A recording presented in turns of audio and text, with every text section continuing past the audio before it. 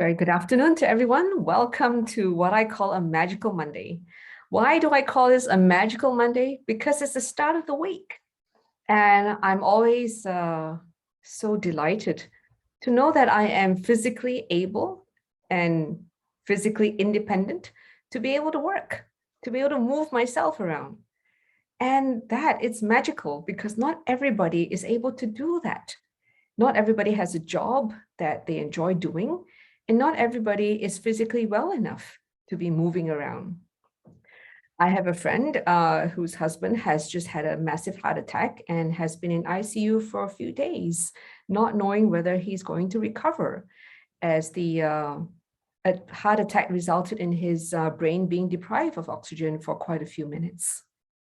It was all of a sudden, so the family was quite distraught. So it's magical when things are actually going well for us, and to be able to appreciate the day for what is going well. Not everything will go well, but that is part and parcel of life. There are so many things that go well that our mind may not choose to focus on. And that is just the natural tendency of the mind to be attracted to what is not going on right, because it is helping us to survive. So in mindfulness practice is helping us to be aware of that and to refocus the mind on all the things that are going well. This is not a case of ignoring what hasn't gone well, but sometimes what hasn't gone well is not really serious enough for us to warrant the amount of time the mind dwells on it. And other things that may be serious is to focus on what is it that we can actually do. Because a lot of times when things don't go well, it is actually beyond us to be able to do much. So we just focus on being there for the person and providing some level of comfort. Not necessarily to give advice, but just being present to listen to their worries, to their concerns. But of course, it's not to indulge in them repeating their worries over and over again, because that wouldn't be helpful. That would just cause their mind to ruminate and to catastrophize what they're worrying about. With mindfulness, we have the awareness to know where is the right limit, and to be able to respect that limit, including the limits that we are able to handle.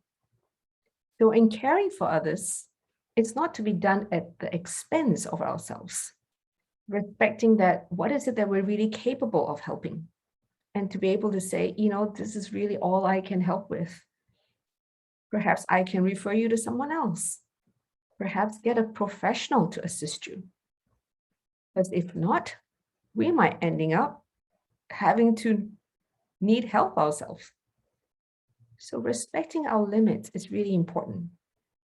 And that is self-care that enables us to grow the kindness within us, and that kindness enables us to give kindness. If we don't give ourselves kindness, to give ourselves care, how could we possibly give kindness and care without being at the expense of ourselves? As they say, you can't give what you don't have. So invest in cultivating kindness towards yourself, and that is by resting, meditating, eating well, doing things that nourish you. And this is how you feel that love for yourself, to care for both your body and mind. Now, I'm actually delighted that I can be of service, because that puts so much meaning to my life. Living just for oneself can actually feel hollow, and there will be a void. But when we can dedicate our life to giving service, we actually find our life blossoming with meaning. And it doesn't mean you have to take up a job like what I've, in the area that I have done, but to just give service in your own home to your family members, your colleagues and friends.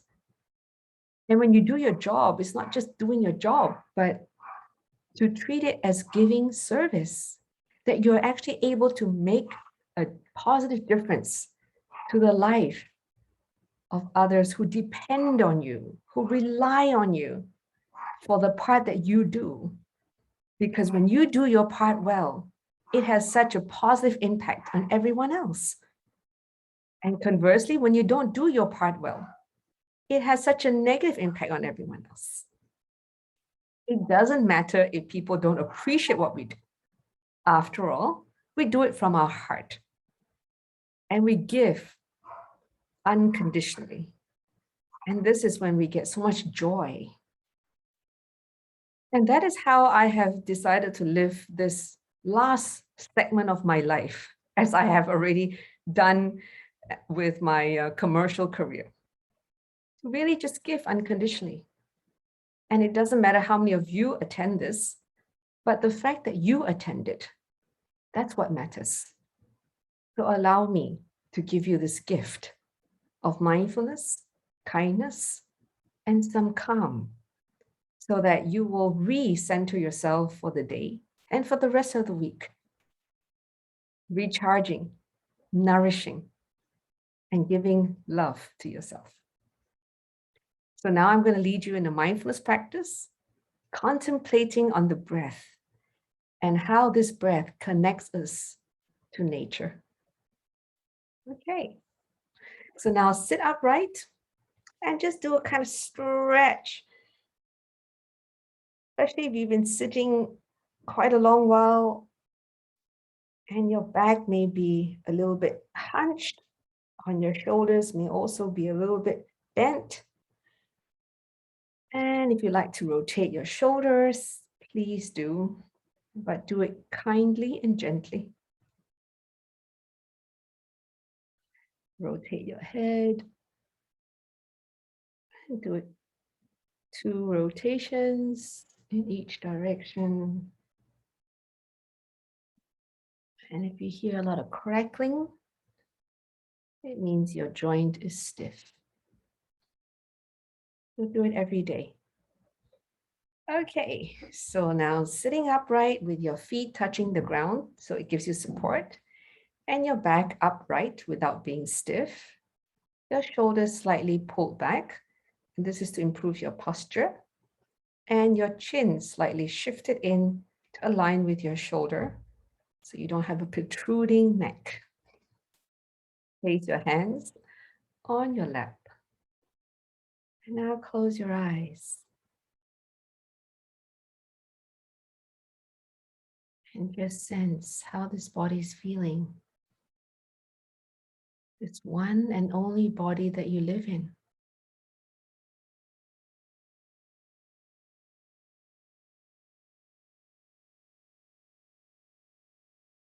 If you feel any tiredness, any tightness and tension,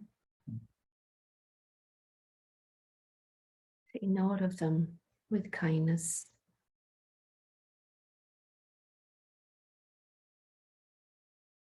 That means without judging, just noticing.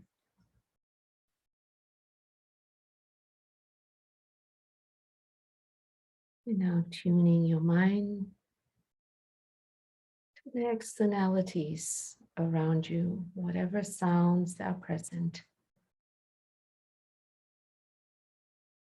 For me, I can hear the rain, some movements beyond the door of my room.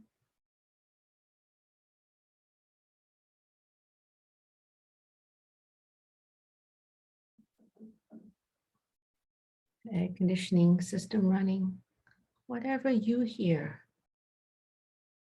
And to feel thankful that our ability to hear is still sharp.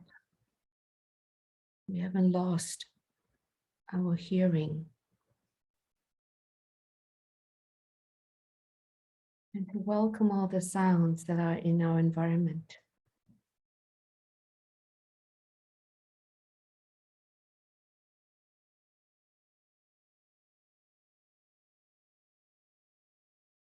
And now just tuning into your mouth, noticing your lips, your tongue.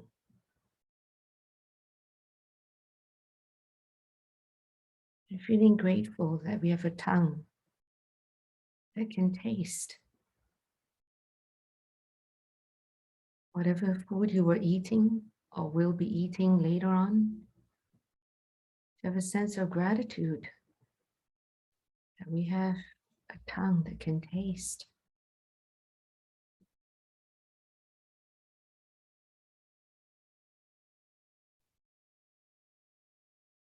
Now noticing your breath going through the nostrils and feeling grateful that we have a nose that can smell,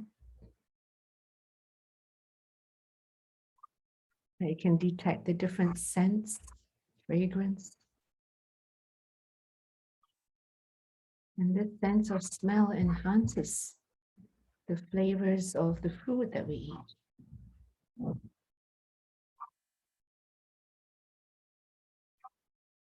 When we lose the sense of smell or taste, our food tastes bland.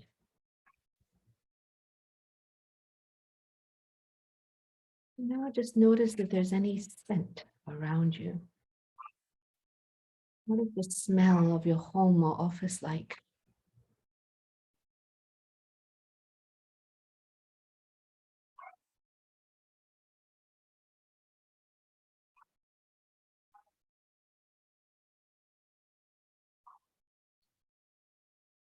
And you may hear my dog barking in the background. You may not, but I can hear her. And I feel grateful that she is healthy, she's alert, and that's why she can bark. So when you bring a sense of gratitude into the moment, the annoyance or irritation dissolves.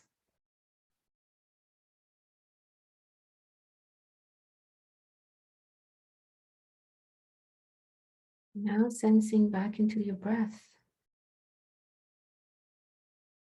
and noticing how important this breath is. Each breath sends oxygen into our body, including the brain. A few minutes without oxygen, and if our brain cells are damaged, life would never be the same again.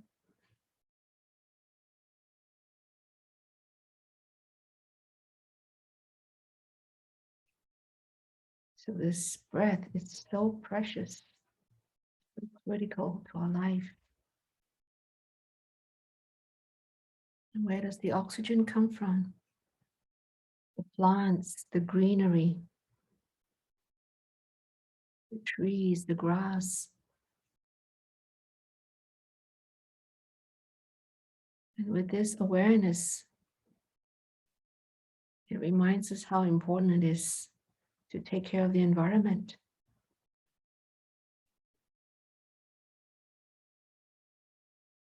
Nature doesn't need humans to survive, but humans need the greenery to survive.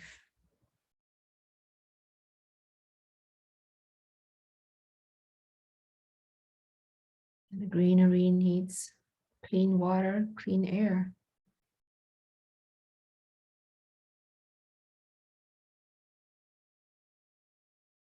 So when we consume less, we're mindful of how we take care of nature. This planet will be able to last longer and better for us and the future generations.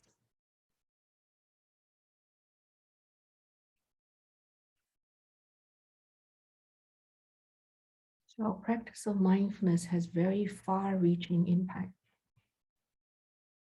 The kindness we develop in our minds nourishes our heart, nourishes our life, nourishes the lives of the people that we live and work with,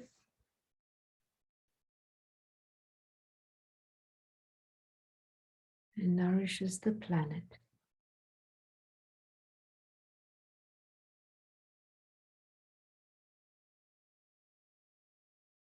That is how powerful our awareness is that comes from mindfulness practice.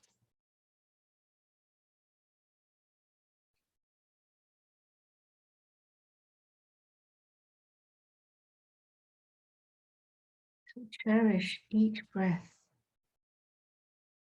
as this body breathes.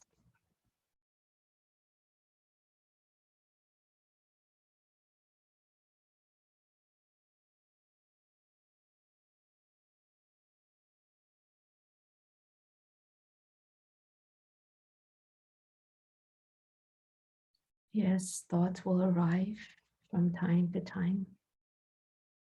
The thoughts can wait.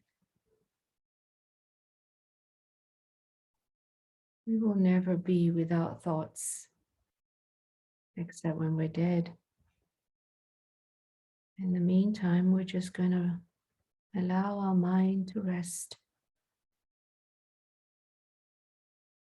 to taste moments of peace by just hanging out with this beautiful breath.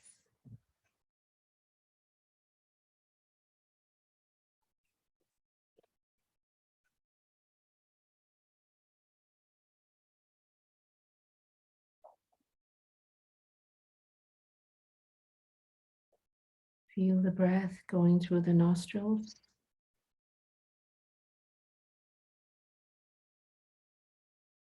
Feel the breath filling our lungs.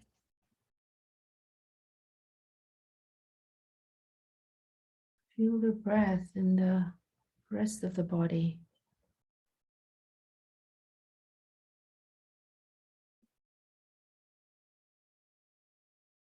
Each cell, each part of the body is alive. That's how we feel the presence of the breath.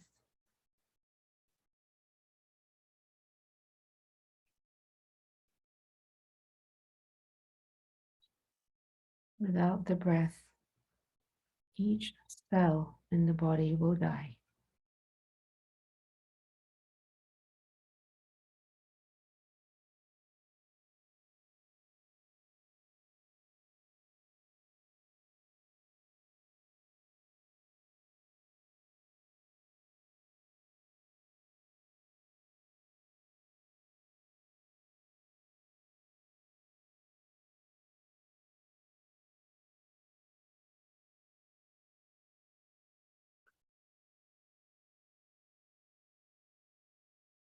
And now I invite you to open your eyes and look around you and be grateful for your sight, for your ability to see, to appreciate the vision that you have.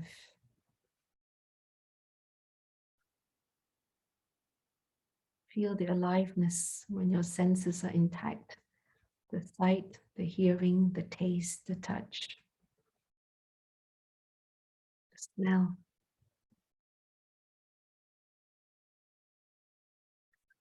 And smile.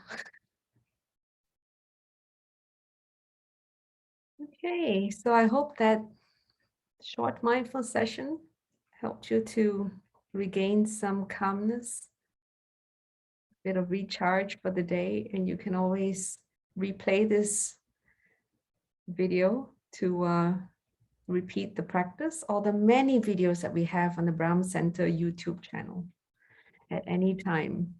Use them to recharge your mind, because when your mind is calm and centered, that means present. Your body too will benefit because they're interconnected. So let me know how you feel right now through the chat. And in the meantime, I'm going to look at some of the questions.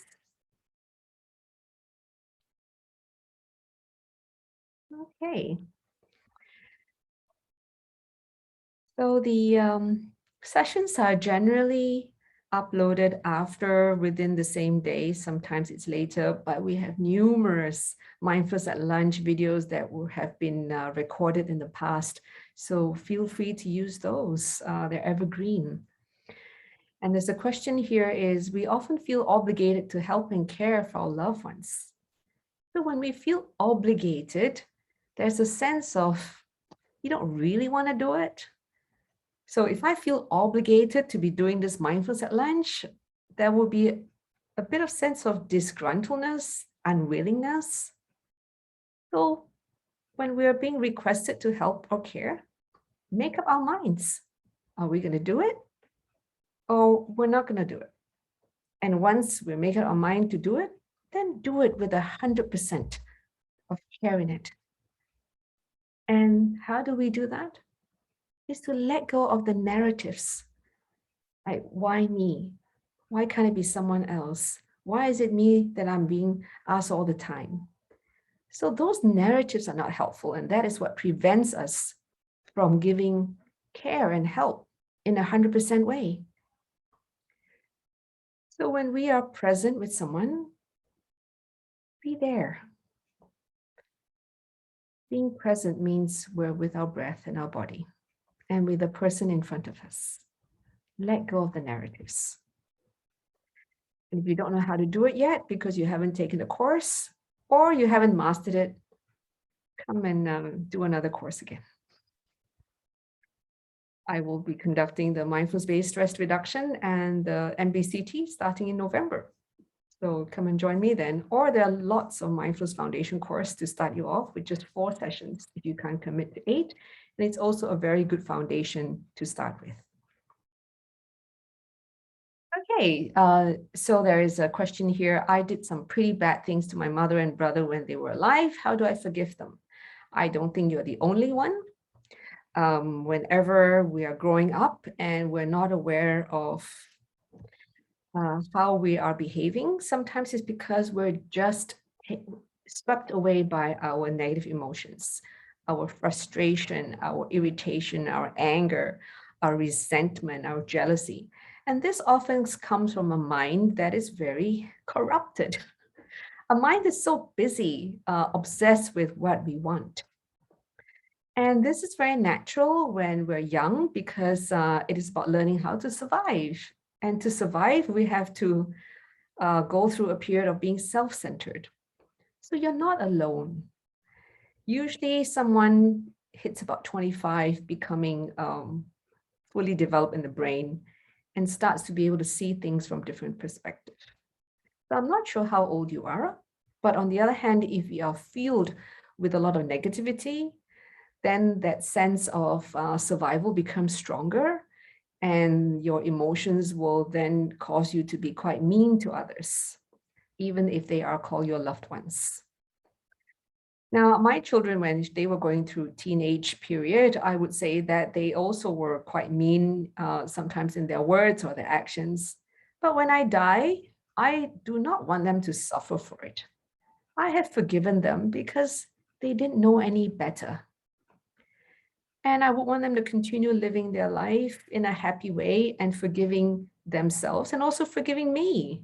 Because after all, I wasn't a perfect mother. I had my own shortcomings as I had to also learn how to be a good mother. Because we are all sometimes consumed by some emotions. So be kind to yourself. If you could have been nicer, you would have. And now, to redeem that, you may wish to give service to other older people. And you don't even have to go to an older person charity to do it. There are so many older people around you, whether it's at the hawker center, the neighbors in your block, or the community, or even in your office. So give kindness to them. Offer your kind words like, hello, auntie, how are you? Can I help you carry your bag? Oh, so sometimes what I do is I'm at the stall and I can see this old auntie who is quite, old auntie means older than me because I also know I'm an auntie, who doesn't come from a very wealthy background. And I said, I'm going to pay for your grocery. And wow, it puts so much light on their face. It's like, wow, a stranger can be generous. And it gives me so much warmth and delight, and that's random act of kindness. It could be $5, $10, but I wouldn't miss it in my pocket. But it means so much to these seniors. So you don't have to really go out of your way to find people to be kind to. They can be just right next to you. Sometimes it's the cleaning auntie that comes in the hawker center to help clear tables. And, they don't earn a lot. So take it from your pocket, $1, $2, and just say, hey, auntie, here's a tip for you, or uncle, here's a tip for you for your lunch or for your coffee. So there are lots of kind acts we can do, and so many opportunities present themselves to us. So do that. It's a great way to so-called redeem your past that you feel that you're not so proud of. How do I reduce anxiety? So if you haven't taken a course and you would like to see how mindfulness can help you, just pause and take a deep breath. That could be helpful because anxiety often comes from lots of thoughts in the head that are just fueling your fear. Like, oh, I'm going to fail. Oh, I might lose my job. Oh, this person doesn't like me. Oh, that person's angry with me. And these are just thoughts that are creating havoc in your mind. And then it causes your body to tense up and to even have possibly anxiety disorder symptoms. So if I could just suggest that you use a phrase, may I be at ease. May I be at ease. May I be at ease. So repeating this phrase, may I be at ease, helps you to push those thoughts away and fill your mind with a sense of safety for your mind. Okay. So a question here from Selling, will you consider extending the lunch and evening sessions to November now that the stabilization period has been prolonged? So check Eventbrite, check Facebook, check your email that has been sent to all of you to update you that in the poster, Mindfulness at Lunch will continue to end of November to support everyone in this stabilization period. Some of us may be swapping our days. So I would likely be doing Saturday evening for the Mindfulness graduates. And for the Mindfulness at Lunch session, I could be switching to another day. So stay tuned. But it will continue. Okay, another question here. I feel obligated to help my brother's family, but I suffered a lot being bullied and abused by him. I'm often torn as I would rather stay distant from him, but I feel guilty if I don't help him. So it sounds like you may be manipulated because helping someone and feeling guilty often involves some guilt tripping. And this is where you have to respect your own limits. If you feel that you have done enough, then just say, no, I'm sorry, I can't help you. And go help someone else. I mean, if you have the energy, the love to give and generosity to share, then share it with someone else whom you feel that will give you a lot more happiness. If helping someone gives you so much unhappiness, that is an indication to you that you've exceeded your limit. So be kind to yourself. Learn to say no. Do not allow other people to take advantage of you. So being mindful and practicing mindfulness doesn't make us a doormat. If someone asks me to do something and I'm either uncomfortable or unable because I feel tired, I will say no, because I'm not made of steel. I'm not a robot. And I have my battery limits as well. As I get older, I have to be very respectful of that so that I do not end up being unhappy in helping. So I hope this little suggestion helps. All right. And thank you so much for your acknowledgement that we will be extending. And I hope that you will share this information with your colleagues and friends so that they too will be able to take advantage of what we're offering here.